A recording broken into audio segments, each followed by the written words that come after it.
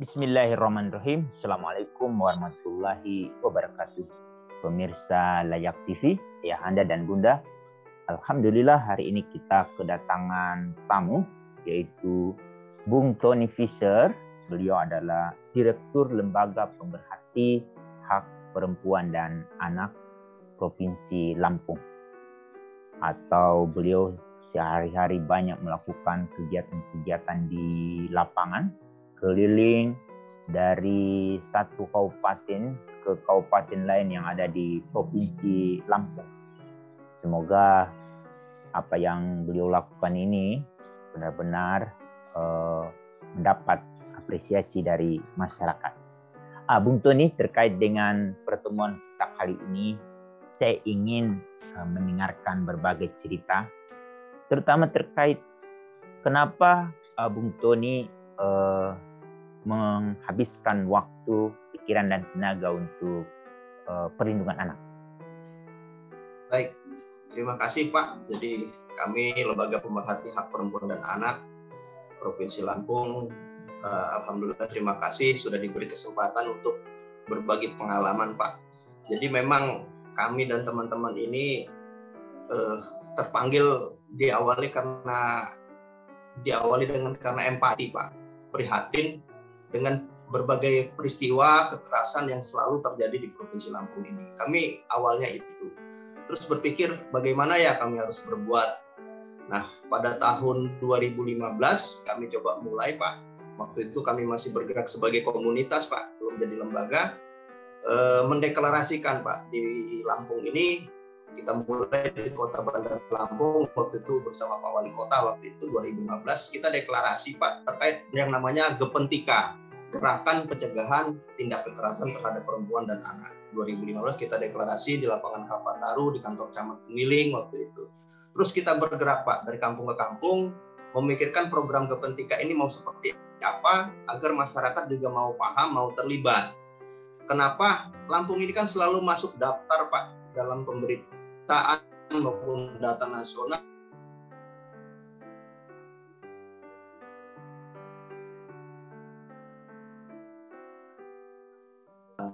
Kami cari ke masyarakat, kami tanya norma pengasuhannya seperti apa, terus pemahaman masyarakatnya seperti apa, begitu Pak. Nah dari situlah akhirnya kami coba deklarasi dengan perlindungan anak, Gerakan Perlindungan Anak Sekampung. Nah alhamdulillah Pak, tahun 2016 kami diajak oleh Dinas PPA Provinsi Lampung waktu itu untuk menjadi mengikuti pelatihan kader PATBN sebagai fasilitator daerah mewakili Kota Bandar Lampung dan Provinsi Lampung. Dimulai dari sana Pak. Wah, berarti mulai menggeliat itu sejak tahun 2015. Muncul pertanyaan, apa respon dari masyarakat dulu terkait dengan upaya-upaya yang dilakukan oleh Bung Tony Fisher bersama dengan teman-temannya? Ya, baik Pak. Jadi saya bersama ini rekan saya Beni Irawan ini Pak, yang tugasnya juga mengidentifikasi masalah di lapangan. Hampir rata-rata masyarakatnya awalnya nggak mau nerima Pak. Kamu siapa? Urusan kamu apa? Kok mau ngurusin anak saya? Mau ngurusin rumah tangga saya? Awalnya begitu Pak. Jadi kami dapat tantangan yang luar biasa dari masyarakat. Bahkan kalau sudah naik ke tingkat unsur pemerintahan di tingkat masyarakat, terus apalagi kepala desanya, kalau di dalam rumah kepala pekon, ada kepala tiuh Pak. Wah itu kita benar-benar kayak dicurigai Pak, bahwa kita ini LSM yang selama ini mungkin suka ngerusuhin pekerjaan mereka dan lain-lain. Seperti itu Pak. Nah, jadi lebih banyak mengalami yang namanya dicurigai, bahkan dianggap acuh tak acuh, biasa saja bagi mereka. Gitu Pak. Nah, bagaimana dengan sekarang? Nah, alhamdulillah Pak, sejak 2016 terus kita mulai kita gaungkan yang namanya Gerakan PATBN ini Pak. Jadi ternyata program negara dan kehadiran negara ini melalui programnya itu paling enak menggaungkannya Pak di masyarakat, bahkan sampai ke tatanan pemerintah Pak. Kita gaungkan itu terus-menerus bahwa masyarakat ini harus loh terlibat gitu. Kenapa? Karena undang-undangnya mewajibkan kita semua, pasal 72 Undang-Undang Perlindungan Anak tentang peran masyarakat. Bahkan kita sampai kita sentak lagi mereka supaya mereka mau dan harus terlibat, bahkan harus melapor, itu kita sentak lagi mereka dengan pasal 78-nya di Undang-Undang Perlindungan Anak tentang mengetahui, melihat, mendengar harus lapor. Kita mainkan ke situ Pak. Alhamdulillah di Lampung itu sudah sekitar 70-80% Pak. PATBM-nya kita dampingi dan sudah mulai terbentuk semua Pak pemerintah daerah Pak. Wah, baik. Apa sesungguhnya yang dilakukan di PATBM itu sehingga menggerakkan masyarakat dan mereka mulai menaruh perhatian pada anak? Ya, jadi karena PATBM ini bukan berupa organisasi Pak, karena merupakan sebuah gerakan, nah kita membuka pemahaman ke masyarakatnya. Karena mungkin selama ini mereka berpikir, wah LSM lagi gitu Pak. Nah, kan PATBM itu kan sudah jelas bukan merupakan sebuah organisasi, bukan sebuah lembaga, tapi memang inisiatif yang berasal dari masyarakat. Yang sumber SDM-nya memang dari kader PKK, dan kader posyandu, bahkan guru PAUD, pendamping, ya macam-macam gitu yang mau peduli dengan itu, baik perorangan maupun tokoh masyarakat. Nah, kami beri pemahaman ke situ bahwa Pak, kenapa? Karena nanti kami juga beri pemahaman kepada mereka pentingnya perlindungan anak mereka ini di kampung ini untuk menghindari labeling atau stigma di kampungnya, sehingga kampungnya tidak ada merek atau tidak ada yang namanya sebutan sebagai kampung yang rawan kekerasan terhadap anak. Karena di Lampung ini kan ada beberapa tempat desa atau kecamatan atau kelurahan gitu Pak ya, yang sebutannya kan sudah stigmanya sungguh bikin kita nggak enak hati gitu Pak. Bagaimana kalau ada orang yang ingin membentuk PATBM di kampungnya? Ya, jadi kami dalam membentuk PATBM Pak, termasuk kalau ada inisiatif dari masyarakat, mereka menghubungi kami secara mandiri datang ke sana Pak, terus kami dukung mereka sesuai dengan kewajiban kita semua Pak, termasuk lembaga masyarakat mendukung itu, ya kita layani Pak, kita latih mereka, kita beri pemahaman, ada yang secara formal Pak di balai desa, tapi ada juga yang secara kita kumpul-kumpul kayak kelompok pengajian gitu, kayak kelompok arisan ibu-ibu di rumah, seperti yang terakhir kita itu di Kecamatan Bulo itu Pak, di Kampung Legok Noong namanya, Desa Napal, itu kita diskusi aja di rumah. Ini loh PATBM itu. Karena masyarakat kalau banyak juga mereka mungkin sulit pahamin gitu Pak. Maka kita bermainnya dengan metode pembelajaran di pasar Pak, sehingga masyarakat mudah kita mulai gitu. Baik. Perlindungan anak terpadu berbasis masyarakat ini bisa dibedakan nggak situasi sebelum ada PATBM sama dengan yang sudah ada PATBM sekarang itu seperti apa sekarang?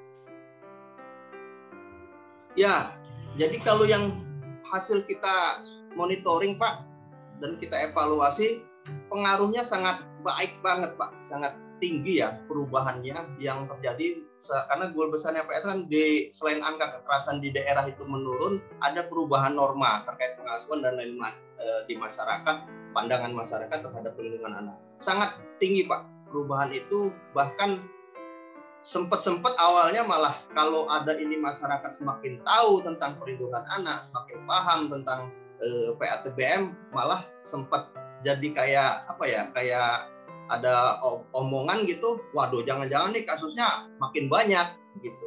Ya akhirnya membuka wawasan masyarakat bahwa semua kasus kekerasan baik terhadap anak bahkan terhadap perempuan yang selama ini disebut kayak fenomena gunung es itu ya semakin terbuka Pak, agar masyarakat untuk lapor.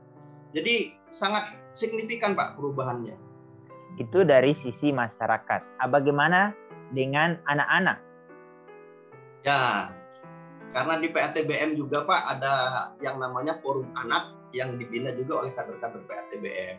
Jadi memang intervensi kader PATBM itu yang pertama memang untuk anak-anak, seluruh keluarga dan masyarakat. Nah anak-anaknya setiap itulah kami kepada aktivis PATBM ketika mereka mau mengumpulkan anak-anak, ya kami masuk ke sana Pak. Kami ajak anak-anak bagaimana supaya ini. Dan ternyata mereka senang. Begitu kita survei yang sudah kita bilang itu, kami nanya anak-anak dulu. Adik-adik tahu nggak PATBM? Oh tahu Om, itu di sana rumahnya. Udah paham mereka. Bahkan terkait dengan pengenalan 4 bagian tubuh yang tidak boleh disentuh oleh sembarang orang, teriak, minta tolong, waspada orang asing. Ya sungguh itu Pak. Senang sekali lah dengan anak-anak itu pemahamannya semakin baik. Bagaimana tanggapan dari para tokoh masyarakat yang suka didengar oleh masyarakat, lalu dengan kehadiran PATBM ini seperti apa? Ya, ini Pak tantangannya. Jadi kita coba di tahun 2021 ini kita coba evaluasinya melalui tokoh-tokoh masyarakat, bahkan kepada kepala desa atau kepala kampung. Jadi minggu kemarin, bulan kemarin itu kita coba melakukan survei lah, semacam monitoring kepada kepala-kepala kampung di Kabupaten Tulang Bawang. Jadi kita ambil sampel satu kecamatan di Kecamatan Dente Teladas Pak, yang kawasannya memang harus memasuki kawasan perkebunan, ya pokoknya sulit lah di sana itu. Kita kasih pemahaman begitu. Ternyata mereka selama ini apa ya Pak, kayak nggak seksi urusan anak ini. Yang penting para kepala kampung pun ya memahami perlindungan anak ini dianggap belum seksi bagi mereka, gitu Pak. Sehingga mereka lebih fokus pada membangun desanya dengan infrastruktur, pokoknya bikin jalan gitulah dan sebagainya. Bahkan kayaknya kalau saya perhatiin lebih banyak kepada yang partial dulu Pak.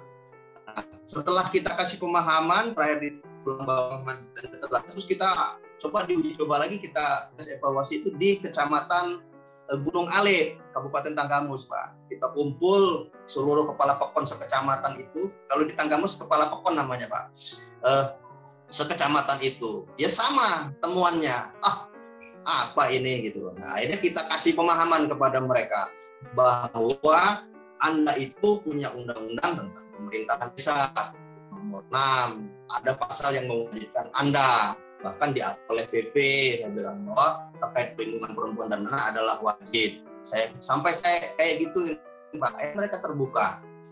Terus menyadari bahwa kalau memang kampung atau desa Anda mau dapat stigma yang tidak baik seperti yang alami di Provinsi Lampung ini, ada kecamatan yang selalu disebut di TV, kayak kami di Kota Bandar Lampung, ada kecamatan yang selalu kalau disebut langsung opininya nggak enak.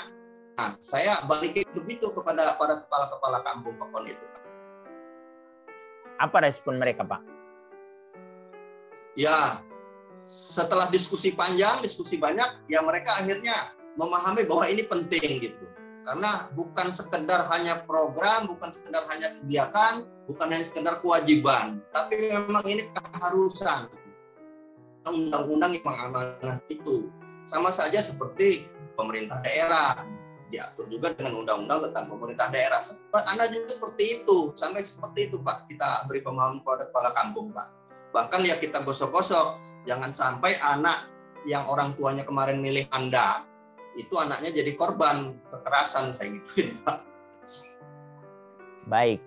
Bagaimana dengan tanggapan dari pemerintah, terutama pemerintah kabupaten, kota, dan provinsi terkait dengan aktivitas yang dilakukan?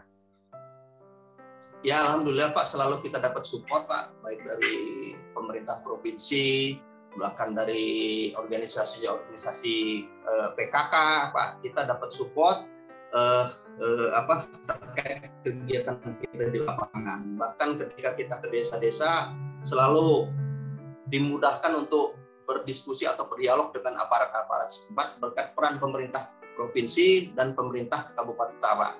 Meskipun di sisi lain ada juga yang dalam artian programnya juga masih belum maksimal, ada juga seperti itu Pak.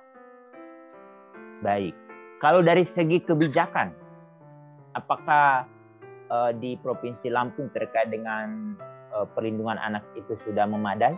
Di sini juga kan ada Pak Hidayat Mungkin kita bisa minta tanggapannya nanti setelah Bung Tony menjelaskan seperti apa itu kebijakan yang ada di Provinsi Lampung. Baik, Pak. Jadi sejak di Provinsi Lampung kita selain punya Pergub tentang KLA, Pak, juga kita sudah punya Pergub nomor 13, Perda nomor 13 tahun 2017, Pak, tentang perlindungan anak, Pak, di tingkat provinsi. Bahkan di Provinsi Lampung ini, Pak, sejak tahun 2006 sudah punya Perda nomor 4 tahun 2006 tentang pencegahan dan pelayanan trafficking, korban trafficking. Jadi sebelum Undang-Undang Trafficking nomor 21 tahun 2007 itu terbit, kita provinsi sudah punya itu. Bahkan kita keluar lagi Perda nomor 6 tahun 2006, Pak, tentang pelayanan terpadu terkait perempuan dan anak korban kekerasan yang ada di Rumah Sakit Abdul Muluk. Nah, hingga kini terbit Undang-Undang Perlindungan Anak. Bahkan yang terbaru, Pak, nomor 2 tahun 2021, Pak, tentang Perda tentang pencegahan kekerasan terhadap perempuan dan anak. Jadi memang provinsi sudah seperti itu. Bahkan sekarang ini dalam proses, Pak, untuk membuat Pergub terkait pencegahan perkawinan anak dan Pergub untuk pengembangan PATBM, Pak. Jadi provinsi sudah seperti itu, Pak. Bagaimana implementasi dari perda-perda itu? Ulang, Pak, izin, Pak. Bagaimana implementasi perda-perda itu, terutama terkait dengan dukungan anggaran? Ya, jadi terkait implementasi perda tersebut, Pak, itu DPRD Provinsi Lampung dengan berbagai daerah dapilnya anggota sudah melakukan, Pak, sosper namanya. Mulai dari tahun 2019 kemarin, 2020 sudah, Pak.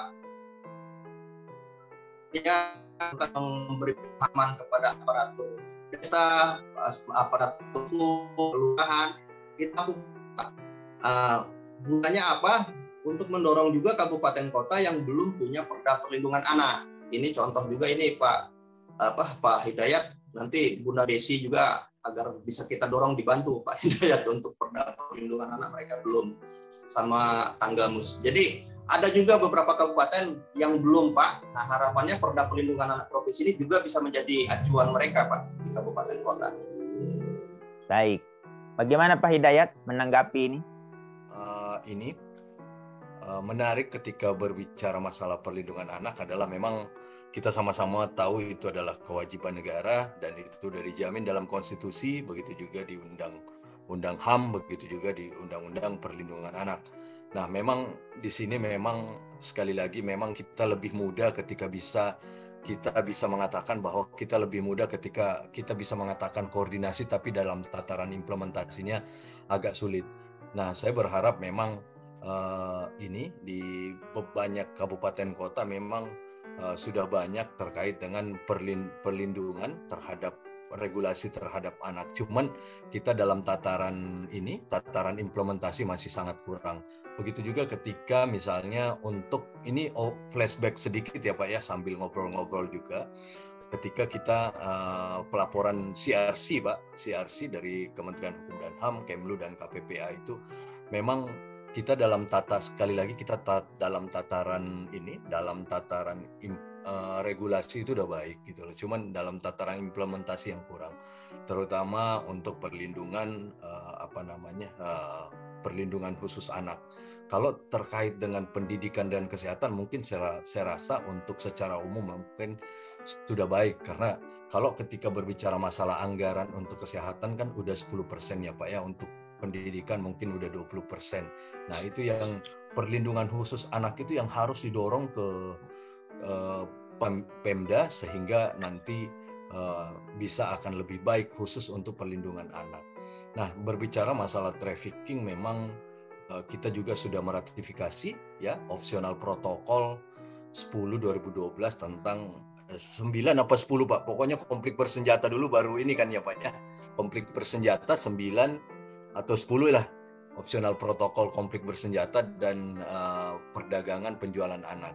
Nah, kita juga di Kumham lagi membuat pelaporan untuk perdagangan dan penjualan dan pornografi anak untuk pelaporannya. Nanti akan kami undang terutama Pak Tony juga, Pak Hamid juga, Bu Desi untuk lebih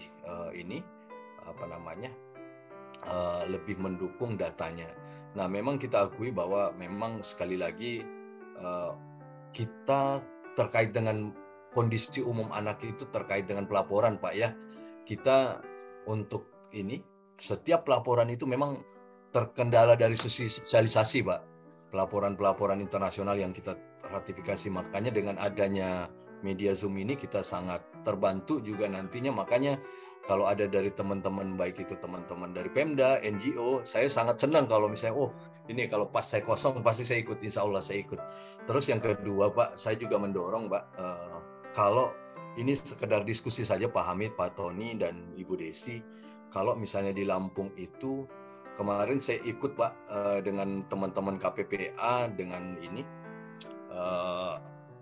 Pak Nanang juga, bahwa kalau di daerah, di saat ini, kondisi saat ini terkait dengan perlindungan anak itu banyak terjadi ya Pak ya, yang bullying di ranah daring gitu loh. Nah, ini saya mau diskusikan juga nih dengan Pak Hamid dan Pak Tony ya, karena memang di perlindungan khusus anak sih juga di sini bisa mendorong untuk 2022 untuk, karena udah jelas nih perlindungan khusus anak itu udah ada HIV apa segala macam, untuk disabilitas dan lain sebagainya. Nah, saya juga berharap kalau misalnya dari Tulang Bawang atau Pesawaran yang kemarin sempat kita kunjungi ya, membuat ranperda terkait dengan perlindungan anak di ranah daring. Kita sama-sama tahu, Pak, ini bom waktu ini, Pak Hamid, Pak Tony ya. Karena apa? Saya melihat di LP, sekali lagi sebagai contoh, di LP itu udah 1-2, Pak. Kepala LPK bilang ini akan melebihi narkotika nantinya nih. Narkotika itu udah 60% di lapas daratan kami. Ini akan lebih banyak nanti. Sedikit-sedikit anak-anak bercanda masuk di media sosial, kena pidana dan lain sebagainya. Bagaimana perlindungan pemerintah, khususnya pemerintah daerah, untuk melindungi anak-anak di media daring tersebut. Makanya saya juga mendorong ketika rapat-rapat itu, ya saya mendorong ada semacam roadmap dan regulasi yang ada di daerah. Nah, sekali lagi mudah-mudahan ada juga Bu Desi di sini, Kepala Dinas Tulang Bawang, bisa mendukung aktivitas dari Pak Tony Fisher. Teman-teman di LPKA di Lampung juga baru-baru ini kayaknya terjadi peristiwa bullying juga, Pak, di tengah kota yang asal mulanya dari ranah daring, Pak. Nah, saya pelajari perda-perda perlindungan anak ini kalau dispesifikin ke ranah perlindungan khusus ini belum semua, Pak, mencakup seperti apa gitu loh di terkait anak di perlindungan khusus ini. Itu jadi tantangan juga. Terima kasih, Pak Hidayat. Mungkin kita dorong nanti jadi ada perda khusus ya. Gitu, karena di Lampung ada juga, Pak, itu baru kejadian kemarin. Itu karena daring juga awalnya. Bullying akhirnya ketemu. Itu anak perempuan lagi, Pak. Ya. Terima kasih ini Pak Hidayat. Sungguh luar biasa, Pak Hamid. Terima kasih. Baik, kita lanjutkan lagi apa yang dilakukan oleh Bung Tony. Apa rencana selanjutnya setelah sudah mulai PATBE mendapat respon, lalu kemudian ada dukungan dari masyarakat, dari pemerintah? Langkah selanjutnya apa yang akan dilakukan oleh Bung Tony? Ya, jadi alhamdulillah, Pak. Jadi kita sejak 2015 itu, kalau saya jadi aktivisnya dari tahun 2000, Pak. Dulu malah awalnya aktivisnya jadi aktivis gender, Pak. Waktu itu. Jadi kita menggaungkan perempuan, pilih perempuan pada waktu itu, Pak, sampai kampanye sampai ke Makassar, itu ke kampungnya Pak Hidayat waktu itu. Terus kita bagaimana nerima gender itu, kalau ada kita pernah sampai dilempar sama tumpah, sama panah waktu itu di meja, bahkan dibanting. Terus sampai 2000 kita fokus ke anak, Pak. Jadi kita target ke depan. Ya, saya harap kepada semua masyarakat yang sudah mengerti dan memahami terkait perlindungan anak, ayo kita sama-sama lakukan itu. Kita gaungkan gerakan bersama masyarakat, bahkan dengan program-program yang terkait dengan perlindungan anak mulai dari tingkat desa. Karena peran kita, baik orang tua maupun masyarakat dalam perlindungan anak, sangat penting demi masa depan anak kita sendiri, anak di kampung kita. Gunanya apa? Agar kampung kita, desa kita terhindar dari stigma yang tidak baik terkait masalah kekerasan terhadap anak dan perempuan. Terima kasih Pak Hamid, Pak Hidayat, Ibu Desi, Ibu Epi dari Tulang Bawang Barat, dan yang lainnya atas kesempatannya. Salam sehat. Baik, terima kasih Bung Tony Fischer, Direktur Lembaga Pemerhati Hak Anak dan Perlindungan Perempuan. Terima kasih. Assalamualaikum warahmatullahi wabarakatuh.